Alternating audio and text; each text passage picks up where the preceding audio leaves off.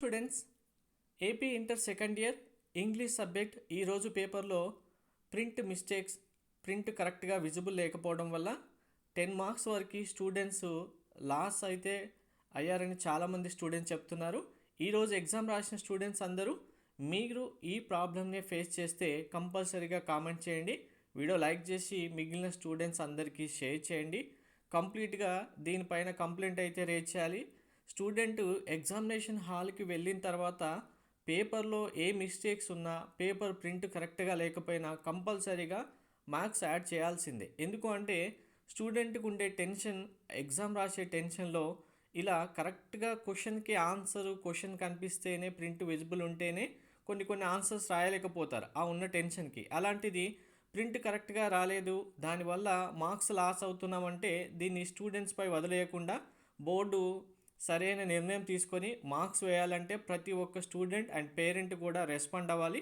అసలు ఏం జరిగింది, ఈరోజు పేపర్లో ఎక్కడ మిస్టేక్ జరిగింది అనేది ఒకసారి క్లియర్గా ప్రతి ఒక్కరు చూడండి. ఇది మీరు కూడా ఫేస్ చేశారా, కామెంట్లో మెన్షన్ చేయండి.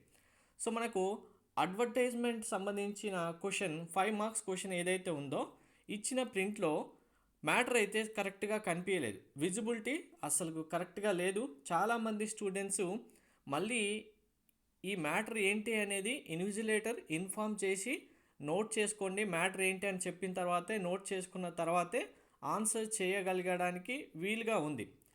ముందైతే అసలు ఈ ప్రింట్ ఏమొచ్చింది అనేది కూడా చాలామంది స్టూడెంట్స్కి అర్థం అవ్వలేదు.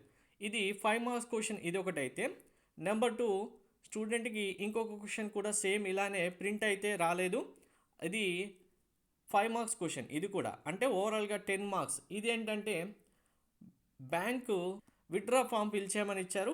ఇందులో ఏవైతే నెంబర్స్ ఇచ్చారో ఈ నెంబర్స్ దగ్గర అసలు ఏముంది అనేది ప్రింట్ కూడా విజిబిలిటీ అసలే లేదు.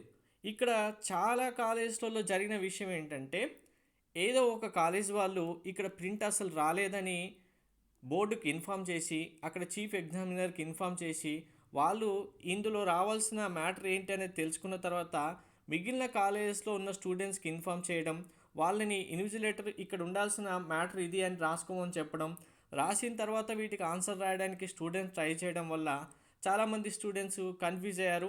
మార్క్స్ అయితే ఓవరాల్గా ఈ 10 మార్క్స్ ఇండైరెక్ట్గా స్టూడెంట్కి తెలిసిన కరెక్ట్ విజిబిలిటీ లేకపోవడం, ప్రింట్ కరెక్ట్ లేకపోవడం వల్లే లాస్ అవ్వాల్సి వచ్చింది.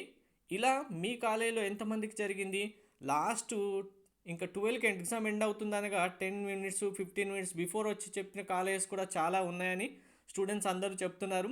సో రియల్గా దీన్ని బోర్డు కన్సిడర్ చేసి కన్ఫర్మ్గా దీనికి ఆల్టర్నేటివ్గా మార్క్స్ ఇస్తారా, లేదు ఇందులో మిస్టేక్ ఏంటి, ఎన్ని విజిబిలిటీ లేని కరెక్ట్ క్వశ్చన్స్ ఎన్ని మిస్ అయ్యాయి, వాటికైనా మార్క్స్ ఇస్తారనేది కన్ఫర్మేషన్ అయితే చేయాలి.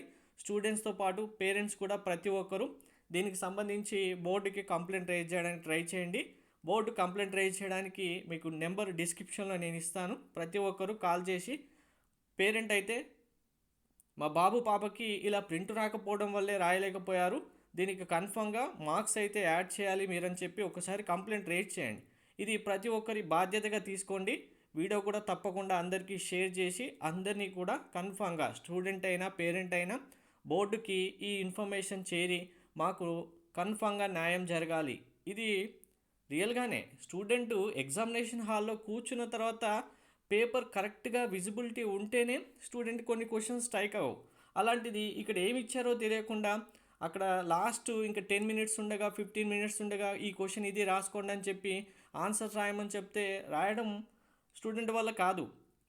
అలాంటి టైంలో ఏ స్టూడెంట్ ఉన్నా, ఎంత బ్రిలియంట్ స్టూడెంట్స్ ఉన్నా మార్క్స్ లాస్ అవ్వాల్సి వస్తుంది. కాబట్టి మేము మార్క్స్ లాస్ అవుతున్నామన్న స్టూడెంట్స్ ప్రతి ఒక్కరూ ఈ వీడియో కామెంట్లో రెస్పాండ్ అవ్వండి. Thank you.